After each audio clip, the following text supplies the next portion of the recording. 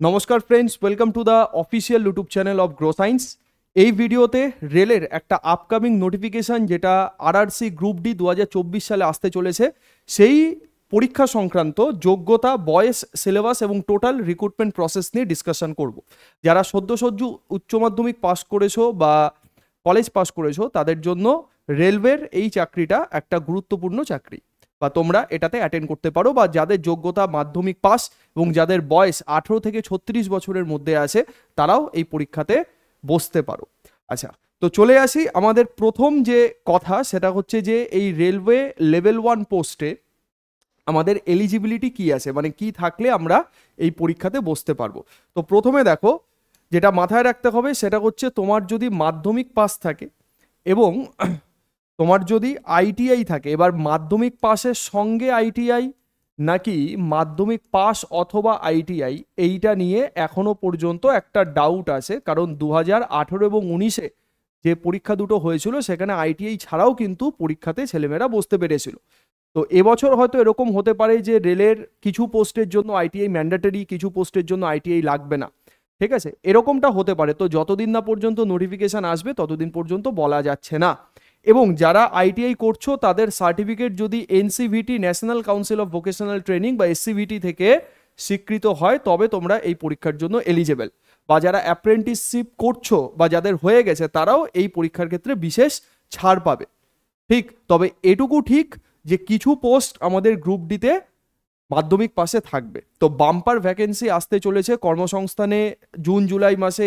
Technical, non technical category 1.5 lakh পদের জন্য মোটামুটি একটা আর্টিকেল দেখা গেছে। তো 1.5 লাখ হয়তো অতটা আসবে না, কিন্তু ভালো ভ্যাকেন্সি থাকবে। যদি একটু সিরিয়াসলি পড়াশুনো করো তবে কিন্তু এই পরীক্ষা তুমি আরামসে ক্র্যাক করে নিতে পারবে।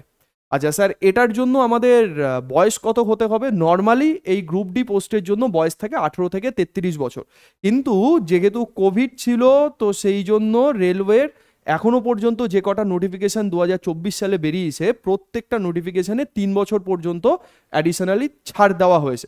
তো এখানেও তুমি ধরে রাখো যে আপার এজ লিমিটে তুমি 3 বছর ছাড় পাবে। তার মানে জেনারেলের ক্ষেত্রে তোমার যদি বয়স 18 থেকে 36-এর মধ্যে থাকে, তুমি এই পরীক্ষাতে বসতে পারবে। ঠিক আছে। আচ্ছা, এবার দেখো, আর নর্মালি আমাদের এসসিদের ক্ষেত্রে 5 বছর, ওবিসিদের ক্ষেত্রে 3 বছর, যেরকম নর্মাল আমাদের ছাড় থাকে সেরকম তো আছেই। তো আমি এখানে যেটা বললাম সেটা হচ্ছে জেনারেলদের জন্য বললাম। তাহলে কি বলছি, 18 থেকে 36 বছরের মধ্যে তোমার বয়স হলে, মাধ্যমিক পাস থাকলে, তার সঙ্গে আইটিআই বা আইটিআই না থাকলেও তুমি এই পরীক্ষাতে বসতে পারছো। আচ্ছা, এবার চলে আসি আমরা এই পরীক্ষার যে রিক্রুটমেন্ট প্রসেস আছে সেটা নিয়ে। রিক্রুটমেন্ট প্রসেসে তোমার 3টে পদ্ধতি থ্রু দিয়ে তোমাকে যেতে হবে। প্রথম হচ্ছে সিবিটি, মানে computer based test. Computer based টেস্টে তুমি যখন পাস করবে তখন তোমার হবে ফিজিক্যাল এফিসিয়েন্সি টেস্ট, ঠিক আছে, বা শারীরিক সক্ষমতার পরীক্ষা। তারপরে তোমার হবে ডিভি এবং মেডিকেল।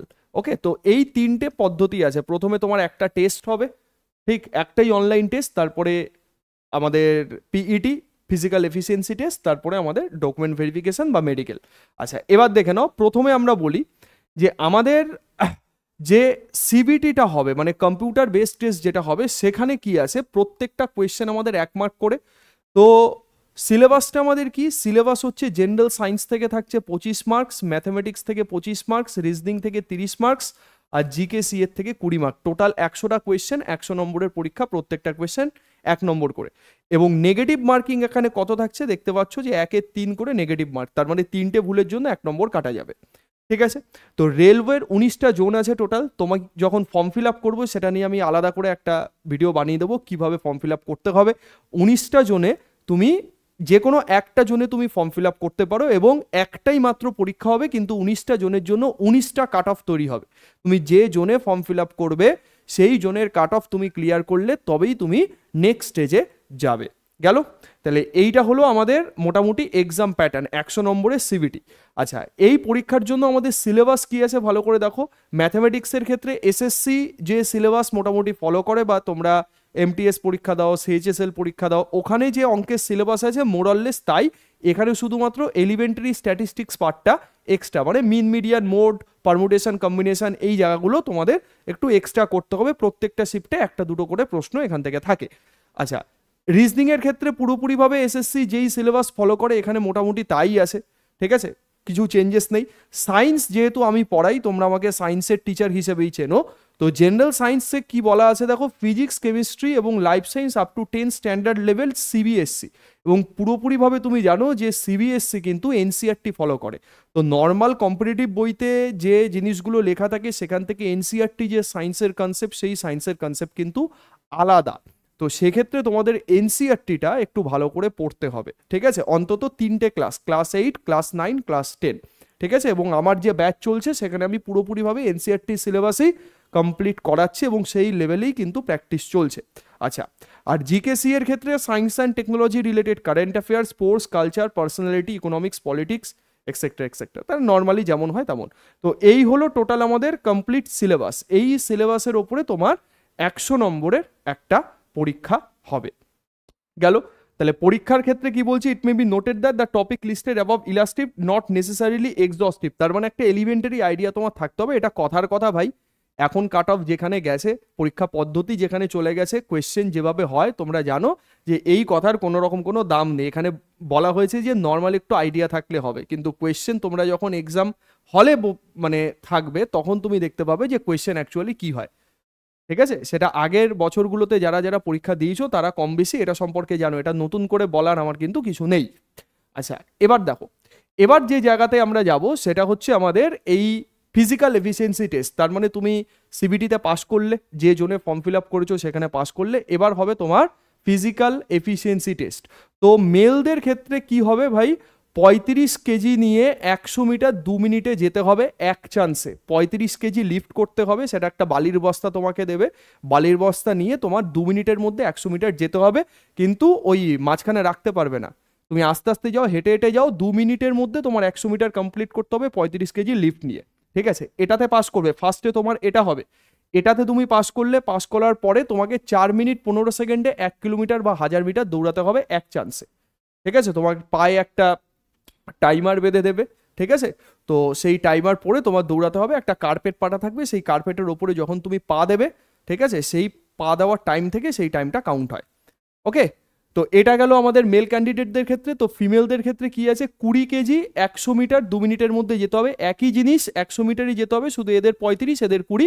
আর এখানে 5 মিনিট 40 সেকেন্ড, এটা যেটা 4 মিনিট 15 সেকেন্ড, এটা 5 মিনিট 40 সেকেন্ডে 1000 মিটার আমাদের দিতে হবে। তো যারা ডাব্লিউবিপি কেপির পরীক্ষা দাও তাদের আমি ধরে নিচ্ছি, যারা ভালো ভালো ক্যান্ডিডেট তাদের মোটামুটি ফিজিক্যাল এফিসিয়েন্সি টেস্ট সম্পর্কে একটা আইডিয়া আছে এবং তোমরা শারীরিকভাবে সক্ষম, তো তাদের জন্য এটা কোনো ব্যাপারই নয়। এবং যারা মোটামুটি এখনও প্র্যাকটিসের মধ্যে নেই, বহুদিন আগে খেলতে ঠেলতে এখন খেলাধুলার মধ্যে নেই, ছেড়ে দিয়েছো, যদি রেলওয়ে গ্রুপ ডির পরীক্ষা দাও বা লেভেল 1-এর পরীক্ষা দাও, পড়াশুনোর পাশাপাশি খেলাধুলা বা শরীর চর্চার দিকে, দৌড়ের দিকেও কিন্তু তোমাদের ধ্যান রাখতে হবে। এরকম প্রচুর ছেলে মেয়ে 2018-19-এ কেটে গেছে, পরীক্ষায় পাস করেছে, দৌড়ে পাস করতে পারেনি, ঠিক আছে। তো এটাকে লাইটভাবে নেওয়ার কিছু নেই যে পরীক্ষা দিই, দেখি আগে পাস করি কিনা তারপরে আমি দেবো। তো এটা কিন্তু একটা র্যান্ডাম প্র্যাকটিসের ব্যাপার, দেখে মনে হচ্ছে যে স্যার আমি পারবো, কিন্তু এক্স্যাক্ট জায়গায় গিয়ে কিন্তু ফেল করে যায়, ঠিক আছে। তো ওটার সাথে সাথে এটাও তোমার ঠিকঠাক মতো করতে হবে। আচ্ছা, গেল। এবার দেখো, তো the person with the benchmark disability PWBD যাদের আছে তাদের তো একটা নট অ্যাপিয়ে বা আর exempted from the PET, however after qualifying CBT such candidate have to pass the medical examination. যারা হচ্ছে ফিজিক্যাল ডিসেবিলিটিস যাদের আছে তাদের ফিজিক্যাল এফিসিয়েন্সি টেস্ট দিতে হবে না, তাদের ডাইরেক্ট মেডিকেল হবে। ওকে, আচ্ছা। তো দেখো, এবার পিইটিতে তুমি পাস করলে, পিইটিতে পাস করবে কি করবে না সেটা রেজাল্ট তোমাদের অফিসিয়াল যেটা সাইট আছে, যে জোনে তুমি ফর্ম ফিল আপ করেছো সেই জোনে তোমাকে দিয়ে দেবে, সেখান থেকে তুমি সেটা দেখে নিলে, দেখে নেওয়ার পরে তোমার ডকুমেন্ট ভেরিফিকেশন এবং মেডিকেল প্রসেস। তো ডিভি হবে, ডিভি তোমার যেই জোনে তুমি ফর্ম ফিল আপ করেছো সেই জোনে সেন্ট্রাল অফিসে তোমার ডিভি হবে, ডিভি হয়ে তারপরে তুমি চাকরি পেয়ে গেলে মোটামুটি জয়নিং। ওকে, এবার এটা আগের 2 বছর দেখা গেছে অনেক লেন্দি প্রসেস, এই বছর কি হবে সেটা জানা নেই। তো ধরা যেতে পারে যেহেতু প্রতি বছর বলা হয়েছে যে প্রত্যেক বছরই নোটিফিকেশান দেবে, তো একটা বছরের নোটিফিকেশান নিয়ে বা রিক্রুটমেন্ট প্রসেস নিয়ে আর মনে হয় না যে এটা অনেক দিন পর্যন্ত টানবে, ঠিক আছে। যাই হোক, তো এবার দেখো রেলওয়ের এইটা আর CE1 RRC মানে centralise employment notice number RRC1 2019-এর যেটা পোস্ট প্যারামিটার ছিল সেইটা অনুযায়ী এখানে তোমরা দেখতে পাচ্ছ 18 থেকে 33 বছর, এবং এই জায়গাটা ভালো করে দেখো 10 পাস অর ITI লেখা আছে, তার মানে শুধুমাত্র মাধ্যমিক পাশেও ছেলেমেয়েরা এখানে অ্যাপ্লাই করতে পেরেছিল। ঠিক আছে, আচ্ছা এবার দেখো কি কি পোস্ট আছে আমাদের। টোটাল 17টা পোস্ট আছে, প্রত্যেকটা জোনে তোমার 17টা পোস্ট থাকবে। কি কি পোস্ট? প্রথমে assistant workshop, assistant bridge, assistant CW, assistant depot store, স্টোরে মালপত্র ওঠানো নামানো কাজ, লোকোশেড, লোকো মানে হচ্ছে ইঞ্জিন মেনলি রেলের, অ্যাসিস্ট্যান্ট লোকোশেড যেটা ডিজেল মেকানিক বা ডিজেল ইঞ্জিন যেটা আছে, অ্যাসিস্ট্যান্ট লোকোশেড তোমার হচ্ছে electrical, assistant operation electrical, pointsman signal telecom. এই কাজটা অনেক খাটনির কাজ, অনেক রিক্সের কাজ, এর জন্যই মেনলি ওই অ্যাক্সিডেন্টগুলো মেনলি হয়, তো এটা অনেক ভাইটাল কাজ। অ্যাসিস্ট্যান্ট ট্র্যাক মেশিন, ঠিক আছে, টিএলএসি ওয়ার্কশপে কাজ, TRD assistant workshop, hospital attendant, যেমন হসপিটাল অ্যাটেন্ডেন্ট একটা নন টেকনিক্যাল পোস্ট, ঠিক আছে, হসপিটাল অ্যাটেন্ডেন্টের জন্য আইটিআই নাও থাকতে পারে। ঠিক আছে, track maintainer grade 4, track maintainer grade 4 এটা অনেক খাটনির কাজ। ঠিক আছে, এই ট্র্যাক মেনটেনার গ্রেড 4 আমার বহু স্টুডেন্ট 2018-19-এ জয়েন করে ছেড়ে দিয়েছে। ঠিক আছে, এটা অনেক খাটনির কাজ, এটা ফালতু কথা বলে লাভ নেই, একদম রিয়েলিটি বলছি, এটা অনেক খাটনির কাজ ভাই। ওকে, তো এই হলো 17টা আমার পোস্ট। এই পোস্টগুলো তোমরা দেখে নিতে পারো এখান থেকে, তোমরা 2019-এর প্রসেস দেখলেই তোমরা দেখতে পারবে। তাহলে এই হলো আমাদের টোটাল ব্যাপার। ঠিক, তাহলে সিলেবাস তোমরা দেখে নিয়েছো, খুব বড় সিলেবাস নয়, সিলেবাস অনেক ছোট ভাই। সায়েন্স পড়তে হবে, ম্যাথস পড়তে হবে, রিজনিং পড়তে হবে, আর কারেন্ট অ্যাফেয়ার্স পড়তে হবে। হিস্ট্রি, পলিটি, ইকোনমিক্স এই সমস্ত ব্যাপার স্যাপার এখানে নেই। ঠিক আছে, তার মানে কম পড়ে কিন্তু এখানে চাকরি পাওয়া যায়। হ্যাঁ, কম পড়ে একটু বেশি প্র্যাকটিস করতে হবে, এটা ডাব্লিউবিসিএস পরীক্ষার ক্ষেত্রে এমন সব পড়তে হয়, এখানে অতটা সব পড়তে হবে না। ঠিক আছে, এখানে কম পড়েও তুমি জব পেতে পারো। ঠিক, আচ্ছা, তো এর জন্য যে ব্যাচেস আছে সেই ব্যাচটা তোমাদের একটুখানি দেখিয়ে দিই। ঠিক আছে, তো তোমরা যারা যারা ব্যাচের জন্য আমাকে বলছিলে, ঠিক, জেনারেল সায়েন্সের ব্যাচ আমাদের গ্রো সায়েন্স অ্যাপ্লিকেশানে চলছে। তো গ্রো সায়েন্স অ্যাপ্লিকেশান থেকে তোমরা ব্যাচ নিয়ে সেখানে ভালোভাবে ক্লাস করতে পারো। সেখানে অল সাবজেক্ট ভিডিও ক্লাসেস পাবে, লাইভ ক্লাস পাবে, লাইভ ক্লাস না করতে পারলে তার ক্লাস রেকর্ডিং পেয়ে যাবে, ক্লাস এবং কোয়েশ্চেন পিডিএফ, প্রচুর প্রচুর প্র্যাকটিস, ঠিক, বাইলিঙ্গুয়াল কন্টেন্ট পাবে, ডাউনলোড লেকচার এবং পিডিএফ সমস্ত কিছু তোমরা ডাউনলোড করতে পারবে। ঠিক আছে, তো এই গেল আমাদের ব্যাপার টোটাল। তো এখানে টোটাল সায়েন্সের ক্ষেত্রে অ্যাকচুয়ালি এটা অফার প্রাইস ছিল এবং ছাত্রছাত্রীদের অনুরোধে আমি এটাই রেখে দিয়েছি। ঠিক আছে, এই প্রাইসেই তোমরা ব্যাচ এনরোল করতে পারবে। 799 দিয়ে ব্যাচ এনরোল করে তোমরা সেখান থেকে ফিজিক্স, কেমিস্ট্রি, বায়োলজি যদি একবার কমপ্লিট করে নাও, আমি তোমাকে বলছি কোনো এক্সামের জন্যই আলাদা করে তোমার আর কিছু পড়তে হবে না। তো গ্রুপ ডি যারা টার্গেট করছো, সায়েন্সের জন্য 25টা marks allotted, physics, chemistry, biology এত বড় জিনিস, ঠিক আছে, 25টার ওপরেই চ্যাপ্টার আছে টোটাল, তাহলে পার চ্যাপ্টারে একটা করেও কোয়েশ্চেন পড়ে না সেই হিসেবে দেখতে গেলে। ঠিক আছে, তো একটু র্যান্ডাম রিভিশন দিতে হবে, থিওরি পড়তে হবে, কনসেপ্ট বুঝতে হবে এবং প্র্যাকটিস প্র্যাকটিস প্র্যাকটিস প্র্যাকটিস করতে হবে টোটাল। ঠিক আছে, তো এই গেল আমাদের টোটাল বিষয়। ঠিক, তোমরা যাদের যাদের দরকার মনে করছো এখানে নাম্বার তোমরা দেখতে পাচ্ছ, সেখান থেকে গ্রো সায়েন্স অ্যাপ্লিকেশন তোমরা ডাউনলোড করে তোমরা সেখান থেকে ক্লাসেসগুলো করতে পারো। ওকে, এক্সপ্রেস ব্যাচ বলে যে ব্যাচটা আছে সেই ব্যাচে তোমরা জয়েন করে সেখান থেকে সমস্ত সিলেবাস, সমস্ত ক্লাস তোমরা ভালোভাবে দেখে নিতে পারো। ওকে, তো তোমাদের একবার জাস্ট একটু আমি দেখিয়ে দিই। দেখো এইখানে যে ব্যাচটা আছে সেই ব্যাচটা তোমাকে একটুখানি আমি দেখিয়ে দিচ্ছি কোন ব্যাচটা তুমি নেবে। এখানে অ্যাপ্লিকেশান ডাউনলোড করার পরে এখানে ডেসক্রিপশনে লিঙ্ক দেওয়া থাকবে, সেখান থেকে অ্যাপ্লিকেশান তুমি ইনস্টল করে দেবে, ডাউনলোড করে নেবে, সেখান থেকে তুমি একটা ব্যাচ নিয়ে নিতে পারো। ওকে, মানে এক মিনিট,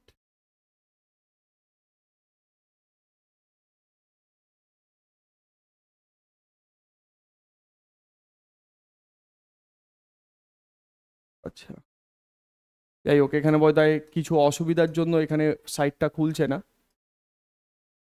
হুম,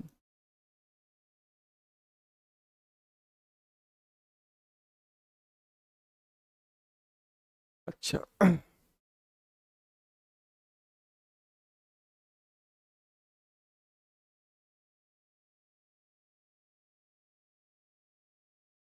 আচ্ছা, এখানে দেখে নাও, এই যে যে ব্যাচটা আছে এখান থেকে তুমি এই কোর্সটা নেবে। ঠিক আছে, এরকম একটা ইন্টারফেস ওপেন হবে, এক্সপ্রেস ব্যাচ বলে যে ব্যাচটা আছে সেই এক্সপ্রেস ব্যাচটাতে জয়েন করে যাবে। এটা 799 মাত্র প্রাইস আছে। ঠিক আছে, তো এখানে গেলে তুমি কি কি পাচ্ছ, ব্যাচের মধ্যে যখন তুমি চলে যাবে কন্টেন্ট অপশানে যাবে। ঠিক, ব্যাচের লাইভ ক্লাসের টাইমিং এখানে একবার একটু দেখে নাও ব্যাচের ক্লাস টাইমিং যেটা আছে মঙ্গল, বৃহস্পতি এবং শনিবার আজকেও ক্লাস আছে রাত 10টা থেকে। Smart board digital classroom, NCERT base পুরো concept, test after FT class, প্রত্যেকটা ক্লাসের পরে টেস্ট অ্যাটেন্ড করতে পারবে, ডাউট সলভ করতে পারবে, মাইক অপশন আছে লাইভ ক্লাসে, class note PDF online download option আছে, ল্যাপটপ পিসি ট্যাব তুমি যেখানে চাইছো ক্লাস সেখানে করতে পারবে, রেলিভেন্ট কোয়েশ্চেন থরলি ডিসকাশন, প্রত্যেকটা জিনিস গ্রাফিক্স রিচ পিডিএফ পাবে এবং কোয়েশ্চেনগুলো ঠিকঠাক মতো তুমি অ্যানালিসিস করতে পারবে ও মাথায় পুরো গেঁথে যাবে একবার পড়লে, ঠিক আছে। আর লাইভ মক টেস্ট এবং পিওয়াইকিউ সলিউশন, তার মানে প্রত্যেকটা জিনিস একটা পুঙ্খানুপুঙ্খ বিশ্লেষণের মাধ্যমে এখানে তোমাকে শেখানো হচ্ছে, ঠিক আছে। আর কন্টেন্ট অপশানে যখন তুমি চলে যাবে এখানে প্রত্যেকটা জিনিস এখানে তুমি দেখো ক্লাসেসগুলো যেভাবে যেভাবে আছে প্রত্যেকটা জিনিস properties of matter base question, ঠিক, mole concept base question, mirror most repeated question, তার মানে practice practice practice. Demo video 3টে আছে, এখান থেকে তুমি এটা দেখে নিতে পারো, ঠিক আছে। আর ফিজিক্স কন্টেন্টের মধ্যে চলে যাবে প্রত্যেকটা জিনিস দেখো, unit dimension, measurement, motion, force, friction, Newton's loss of motion, ঠিক আছে, simple machine, work for energy, gravitation, ঠিক আছে। প্রত্যেকটা জিনিস একদম পুঙ্খানুপুঙ্খভাবে ভাগ করে দেওয়া আছে, তুমি প্রত্যেকটা জিনিস এখান থেকে দেখে নিতে পারো, ঠিক। তো যাদের ব্যাচের ব্যাপারে এনকোয়ারি আছে তারা আমার সাথে পার্সোনালি কন্ট্যাক্ট করে নিও, এখানে যে নাম্বারটা দেওয়া আছে সেই নাম্বারে। চলো, তো প্রত্যেকের সাথে ক্লাসে দেখা হচ্ছে, প্রত্যেকে ভালো থেকো, সুস্থ থেকো, এবং এই যে ডিটেল ভিডিওটা দিলাম এই ভিডিওটা ভালো করে তোমরা বন্ধুদের সাথে শেয়ার করে রেখো এবং এরকম আরও ভিডিও পেতে চ্যানেলটা সাবস্ক্রাইব করে রেখো। চলো, ক্লাসে দেখা হবে।